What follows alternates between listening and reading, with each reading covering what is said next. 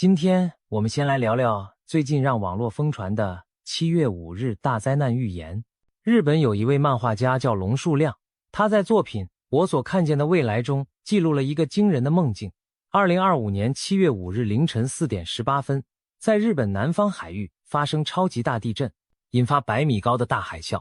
传说这场灾难会毁灭日本1/3的国土，甚至连台湾的地面都隆起，冒出一块新大陆，把台湾、菲律宾和香港都连成一片。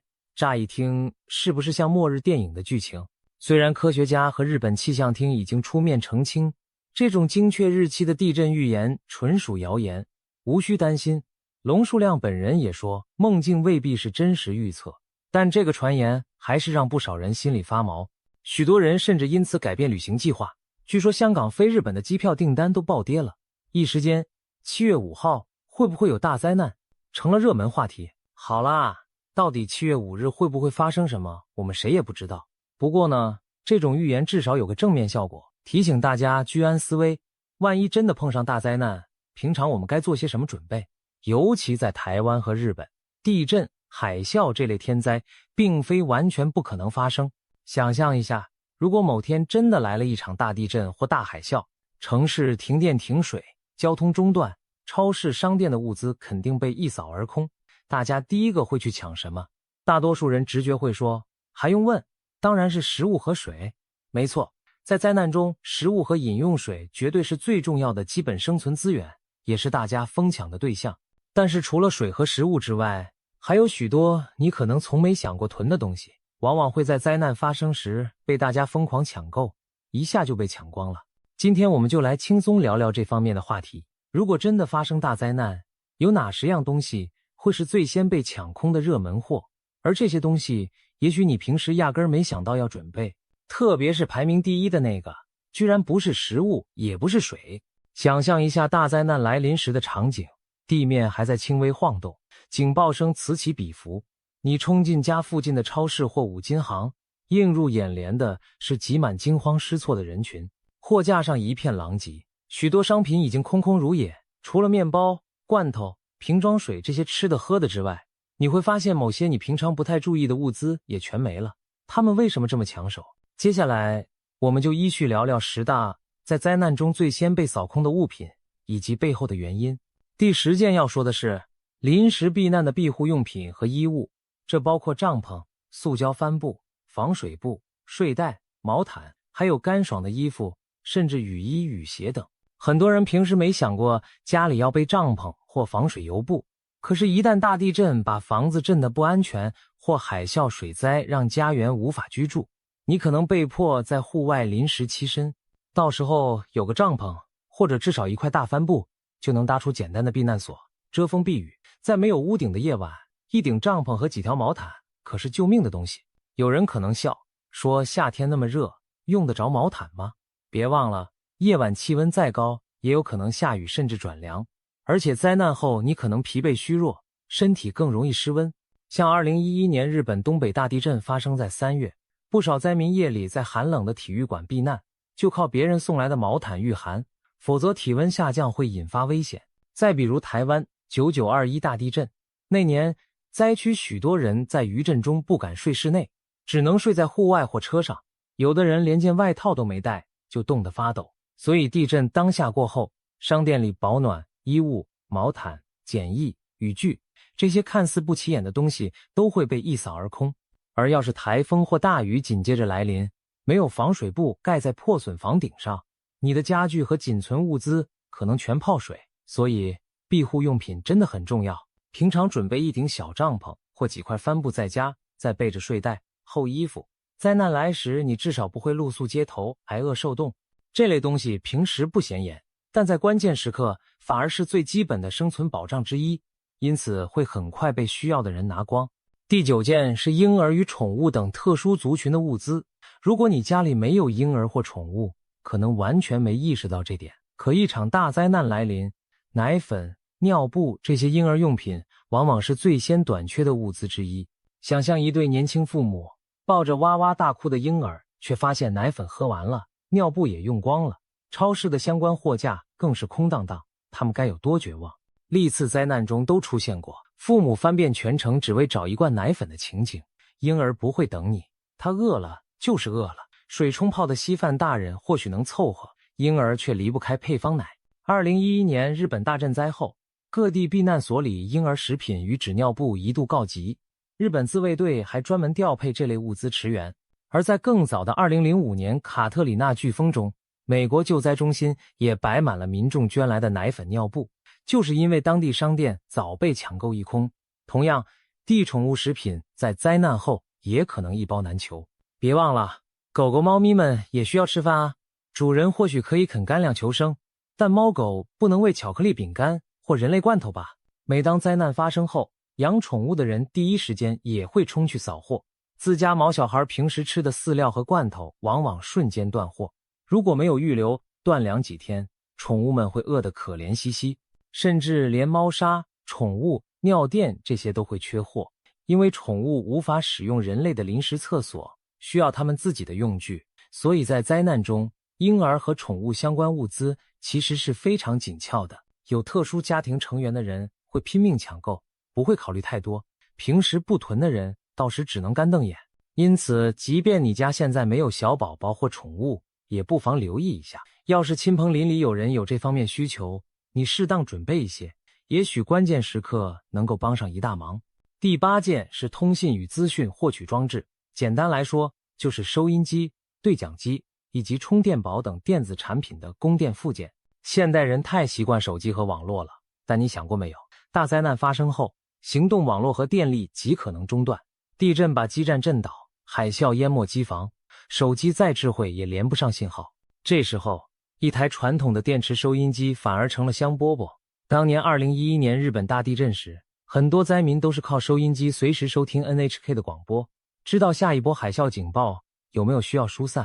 有人后来受访说，还好当时车上有收音机，不然我们完全不知道外界发生什么事。其实不止地震，任何大规模灾害都证明了收音机是最可靠的讯息来源之一。不少政府防灾手册都建议家中常备一台可以手摇发电或使用电池的随身收音机，可是一般人很少真去买。等到灾难来临，才发现讯息如同生命线，不仅要知道灾情，还要听官方指示，例如哪里有救援、何时避难等等。所以收音机会在事发后马上被抢购一空，尤其是仅存的电池供电型号更是抢手货。除了收音机，对讲机在一些情况下也管用，比如家人生死不明，电话打不通时，有对讲机的救援队能直接联络。被困的人如果手头有对讲机，也许能呼救。在城市中这不太常见，但登山客或野外工作者有时备有对讲设备，如果临时买得到，很多人也会抢来用于自救或社区巡逻联络。说到这里，聪明的你可能会问，手机呢？不是每人都有手机吗？可是没有电和没有网，手机就跟砖块一样，这就牵涉到另一个重点，充电装置。所以在通信这一项里，我们也要提行动电源和相关配件。其实灾难来临时，大家第一反应除了买水买面包，就是给手机充电。许多人会疯抢行动电源，甚至点烟器、转接头、车载充电器这类平时不起眼的小东西，因为只要车子有油，手机就还能在车上充电，给充电宝补电。但如果没这些配件，你干瞪眼看着手机电量归零，那种绝望不比断水断粮轻多少。行动电源一旦卖光，有人甚至会把展示机或样品都拔走。灾后没有通讯会带来巨大的恐慌感，为了一通电话报平安，人们愿意抢光任何能让手机复活的东西。现在你知道了吧？收音机和充电宝这些玩意儿，在平常不起眼，可一到关键时刻，它们就成了你与外界唯一的连接，所以也是抢购名单中的重要一环。第7件是医疗急救用品和常用药品。灾难发生后，医院常常人满为患，甚至根本无法运作，再加上道路中断，你受了伤也未必等得到救护车，所以家中有简单的急救物资就很关键。每当地震、风灾过后，药局、药妆店常常是被抢购的重灾区。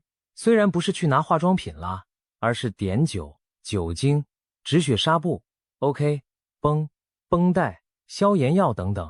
别以为只有房屋倒塌才会有人严重受伤，其实在晃动中摔倒、被碎玻璃割伤、被掉落物砸伤是很常见的。这类伤口自己简单包扎就能处理，但前提是你手头有纱布胶带。有经验的人都知道，大地震后街坊邻居聚在一起，第一件事尝试互相检查伤势，有医护常识的人赶紧拿出急救包替人包扎。如果谁家里备有医药箱，那简直比什么都宝贵。相反地，若是大家都没准备，伤口无法处理，很容易感染恶化。你可能想着平常家门口就有药局，何必自己囤药？但灾难可不等你。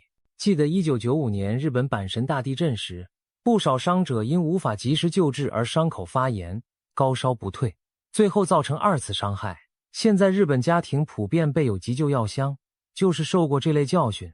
而急救用品之外，慢性病和常用药也是一大重点，很多人会忽略这点，灾后一片混乱。你家里有没有备个几天分的常用药？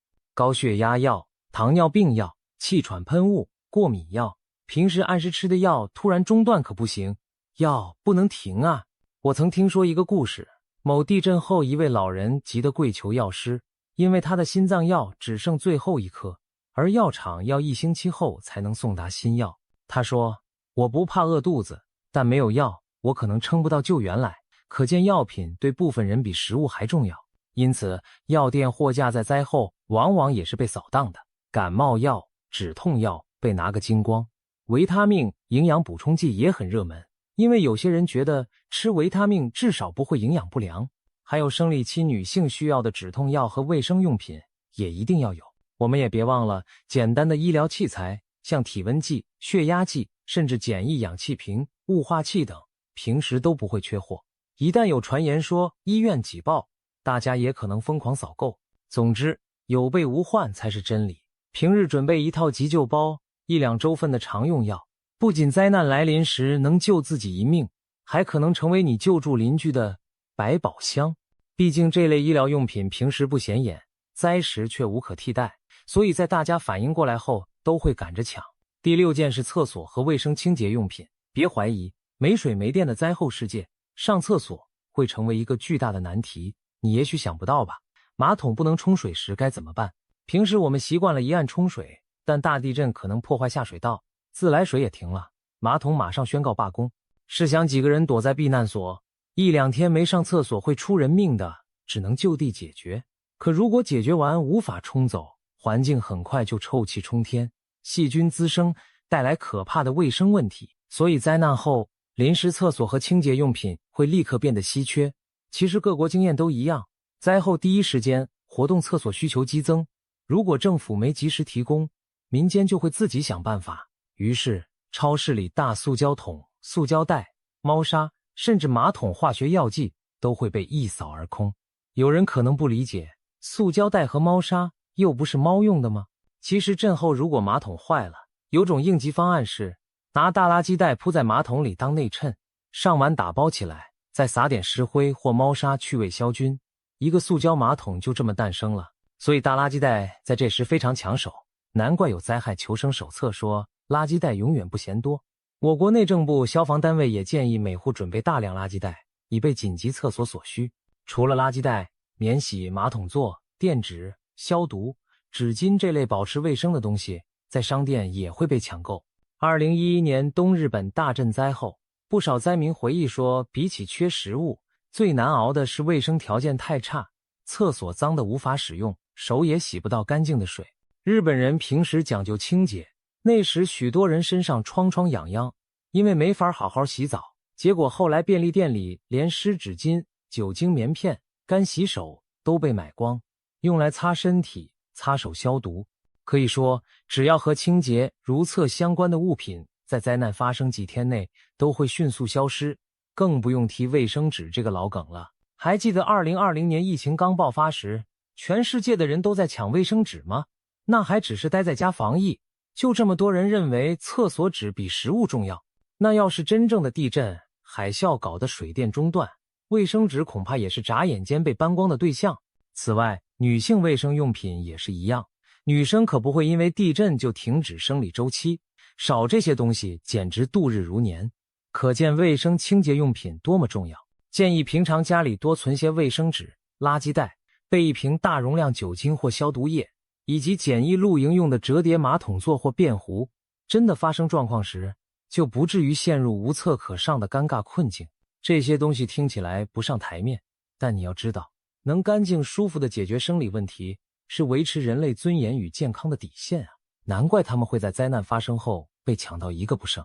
第5件是煮食和取火的用具。假设你运气不错，家里还囤有一包面条或几块肉干，但是灾难导致天然气停供，电力中断，那怎么把食物弄熟？别忘了，多数食物必须煮熟才能吃，而很多干粮吃多了人会渴，消化不良。这时候，能煮饭烧水的工具就成为生存关键。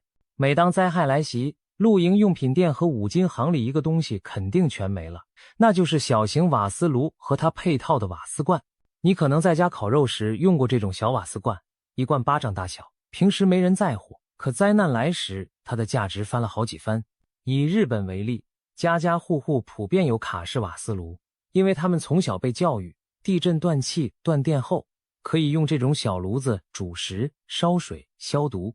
没有的人就只能赶紧去店里买，结果当然就是抢购一空。2011年东北大震灾后，卡式炉的销量据说直接卖爆，甚至出现缺货。台湾其实不少人家里也会备一个，但瓦斯罐存量有限，扛不住长期停电停气的状况，所以经验老道的生存达人还会储备其他主食燃料，例如木炭、固态酒精块、瓦斯桶，甚至干柴火。没错，听起来像要回到原始时代，可在没电没瓦斯的情形下，你可能真的得靠烧柴做饭。历史上每次巨大灾害后，从城市上空常会升起缕缕炊烟，那就是居民架起临时灶火在煮东西。这画面仿佛时光倒流，可是为了活命也顾不得形象了。回到商店物资上，打火机和火柴这类取火工具往往也是被抢的热门。都市里很多年轻人甚至不曾自己点燃过一根火柴，身边只有感应炉、微波炉这些东西。这时才发现，没有打火石，连火都生不起。所以大灾难过后，便利店里连平时堆灰尘的烧烤打火枪、瓦斯打火机都会被扫光。再者，有些人会找柴刀、斧头、锯子等工具，用来劈木头生火或者清理障碍。这些五金工具店里平日滞销的家伙，也会在灾后红极一时。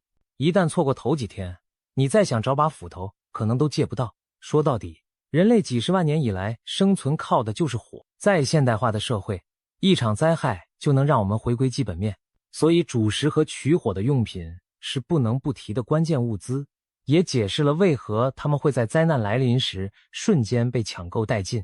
第4件是照明设备和电池。想象半夜突然来个大地震，整座城市陷入一片黑暗，比鬼片还要瘆人。人在伸手不见五指的环境下，恐惧感会急剧放大，更别说你还要在满地碎玻璃瓦砾中摸索逃生。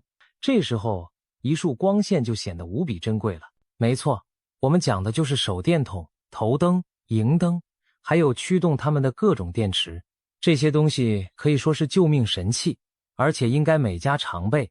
但很遗憾，大部分人平时对照明设备并不上心，直到停电那刻才后悔，家里手电筒好像没电池，蜡烛也找不到半根。于是乎，一场灾难过后，超市和便利商店里跟照明有关的物品肯定被洗劫一空，尤其是各号电池，从大号到小号，全部会销售一空。2020年台湾大停电时，就曾发生民众蜂拥而至便利店抢购干电池的情景。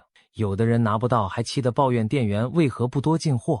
拜托，谁知道你今天会来买10包电池啊？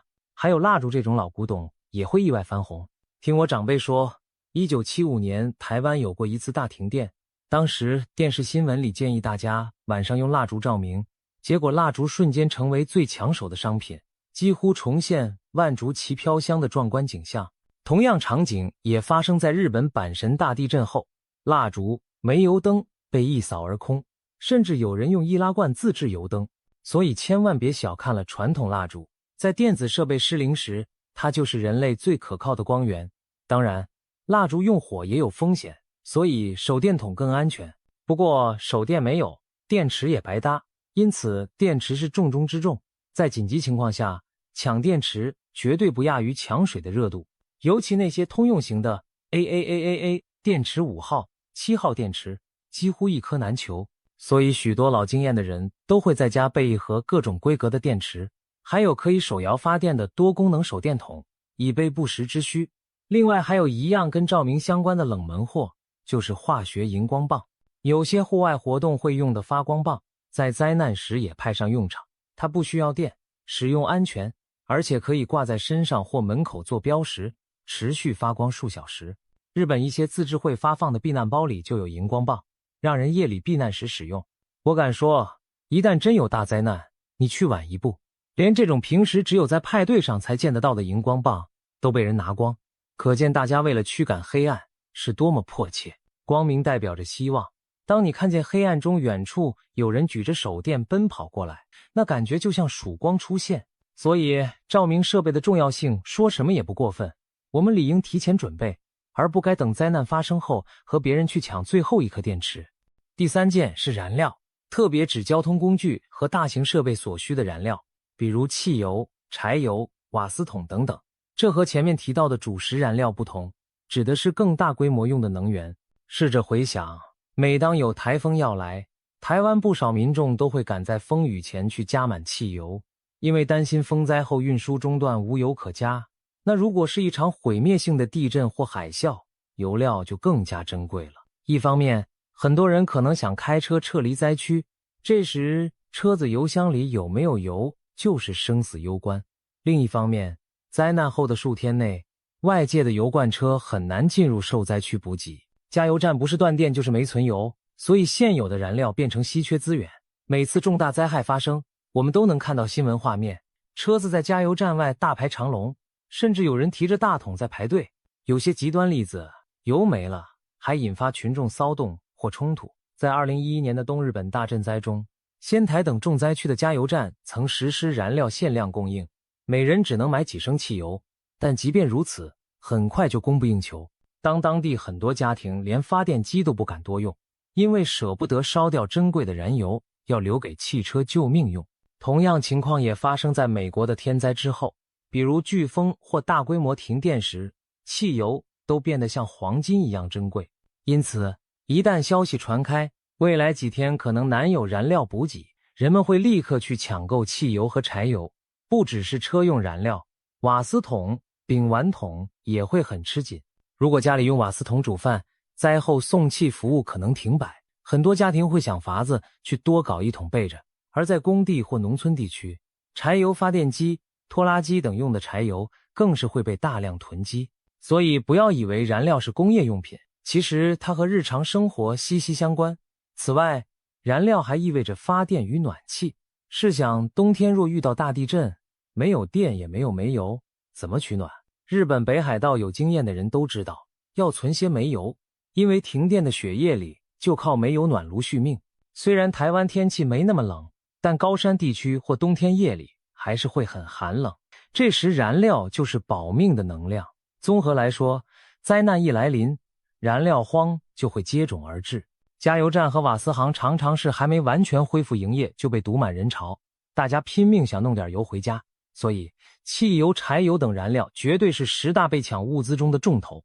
有人戏称，灾难发生后，汽油比酒还烈，因为为了几公升汽油，可能连好邻居都会翻脸。听起来夸张，但真实灾后现场的确发生过争执。既然如此，平时我们可以在车上保持至少半箱油，不要等见底才加油。家里如果有安全条件，也能储存少量稳定的燃料，至少撑过断供的头几天，免得到时候为了一桶油大排长龙甚至发生冲突，那可就得不偿失了。第二件是水的取得与净化设备等等。刚刚不是说第一件都不是食物和水吗？别急，这里我们不直接说矿泉水，而是指水的容器和净水工具。因为水作为生命之源，重要性毋庸置疑，谁都知道要储水。但问题在于，大多数人只想到买瓶装水喝，却没想过万一瓶装水抢不到，怎么取得安全饮用水。事实上，在大型灾难里，干净的水资源常常比食物还难弄。海啸之后满目都是水，却全是咸的或污的，根本喝不得。这就是著名的悖论，水，到处都是水，可就是没有一滴可以喝。因此，一场海啸或水灾之后，幸存者往往最需要的是干净的水源，即便不是淹水，地震也常造成自来水管爆裂、水源污染，要好几天才能恢复供水。那你能怎么办？除了卫生单位送水来发，你就只能自己净水。所以这就解释了为什么滤水壶、滤水器、净水锭在灾难后会被抢购。尤其在国外的求生用品市场，家用水滤芯在平时就不算畅销，但每逢飓风、地震，网络商城上这些东西立刻卖断货。有一种便携滤水吸管甚至成为灾区明星商品。我记得2018年日本大阪地震后，有媒体报道说当地滤水壶卖到断货，因为居民知道瓶装水迟早发完，还是得靠自己过滤水井或游泳池的水来喝。同时热销的还有氯锭或称净水药剂，丢一颗到生水里等半小时，能把水中的细菌杀死，勉强让水可饮用。这些化学净水用品平常你或许从未听过，但一到灾难就变成救命良药，自然全被抢光。还有，别忽略了储水容器，像大水桶、干净的大塑胶箱、折叠水袋等等，也都非常热门。因为救援车来发水，你得有东西装啊。很多人拿着脸盆、塑胶袋去装水，那可装不了多少。如果有专用的水桶或水袋，就能多储一点。日本防灾专家常提醒家庭准备一些折叠水壶或露营水袋，就是为了这情况。因此，在311大震灾后，商店里出现一景，不用电的滤水壶被扫空，连大号水桶都卖到缺货。由此可见，水本身虽然大家都知道要囤，但让水囤得住、喝得安全，这两件事需要的辅助工具才是很多人没想到的盲点。有人家里存了1箱水，可3天就喝完，接下来就傻眼了。所以水的净化与存放设备会在灾后马上成为抢手货，也就不奇怪。讲白了，人可以挨饿好几天，但缺水2天就可到不行。饮脏水又可能生病脱水，更危险。所以水相关的所有物资都是重中之重。我们平时可以超前部署，不光囤几箱矿泉水，也该备一个野外净水滤器、几片净水药锭以及干净的大容器，这样才能确保就算外面的瓶装水卖光了，我们依然有能力获得生命之水。这也就是为什么水的取得与净化会成为灾难物资抢购榜上数1数2的位置。现在终于要揭晓第一件最先被抢光的物资了，它既不是食物，也不是饮用水，而是我们现代生活几乎离不开的电力来源。具体的说，就是发电设备与大型电源装置。没错，第一名就是发电机。也许有些人早猜到了，毕竟前面数到这里，吃的、喝的、用的都说了，还有什么能比这些更优先？答案就是一部可以供电的发电机。试想，大灾难发生后，电力常常是首先中断且最慢恢复的。黑夜里无电可用意味着什么？意味着你所有现代工具都成了废铁，冰箱不运转，手机充不了，电扇、空调全都不能用。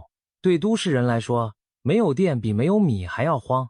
因此，很多有危机意识的人家里其实备有小型的汽油发电机，一旦停电就能自行发电为生。而平时没准备的人，一感觉电力迟迟不来，就会心急火燎地想去抢购发电机。这绝非夸张，在全球各地的灾难都无数次上演了这幕。在欧美，每逢飓风、暴风雪导致长时间停电，5斤电里的发电机必然脱销。在日本311大地震之后，尽管不是全国断电，但由于核电站停摆导致电力不足，当局实施轮流限电。那阵子东京附近的发电机销量也翻了几番。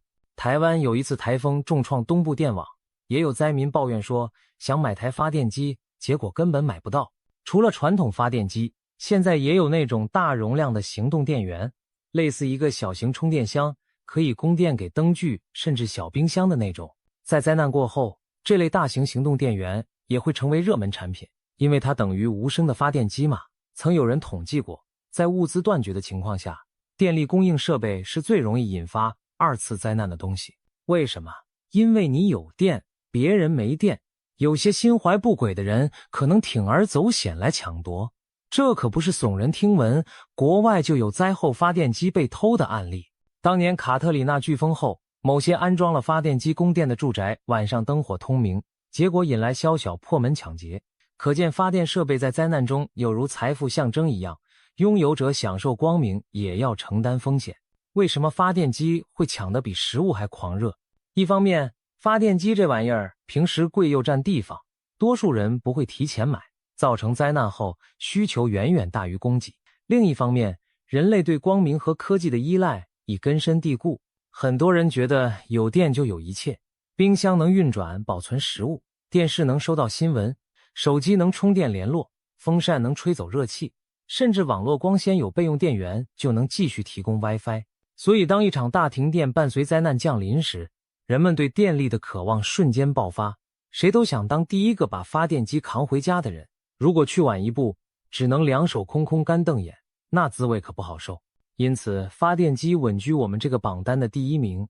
它象征的不只是电，更是现代人对文明生活的向往和安全感的寄托。好啦，以上我们盘点了10大在大灾难中最容易被抢光的物资，从庇护用品、婴儿宠物用品、通讯设备、医疗药品、卫生厕所用品、主食燃料、照明工具、交通燃料、水的净化到发电电源，可以说涵盖了人们在极端情况下衣食住行娱乐各方面的紧迫需求。或许你会发现，很多东西平日看似可有可无，一旦环境崩溃就成了救命关键。当然了，我们聊这些并不是要大家恐慌囤积，天天杞人忧天，而是希望适度提高防灾意识。就算那个耸人听闻的7月5日大灾难预言最后证明只是一场虚惊，也无妨利用这股讨论热潮，把家里的避难包清单整理一下。正如一句话所说，希望你永远用不上，但不能没有它。能够在危机发生前多做一分准备，危机来时就多一分生存的胜算。我们生活在地球这个充满变数的星球上，天灾难以预料，但未雨绸缪是人类智慧的体现。希望大家都平平安安，永远不要真正用到今天提到的这些物资。